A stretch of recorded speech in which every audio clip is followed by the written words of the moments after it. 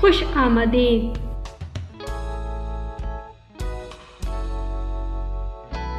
प्यारे बच्चों, आज हम सीखेंगे पौधे के हिस्से।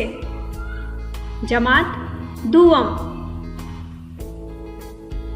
पौधे के हिस्से जड़, तना, पत्ता, फूल, फल होते हैं।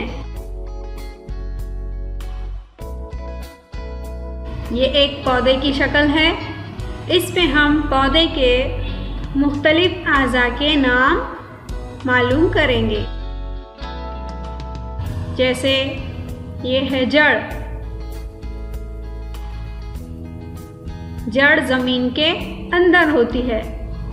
जमीन के ऊपर होता है तना। तने पर पत्ते लगे होते हैं। ये फल और ये फूल। पौधे के 5 हिस्से होते हैं: जड़, तना, पत्ते, फल और फूल। एक बार फिर से हम इसे पढ़ेंगे।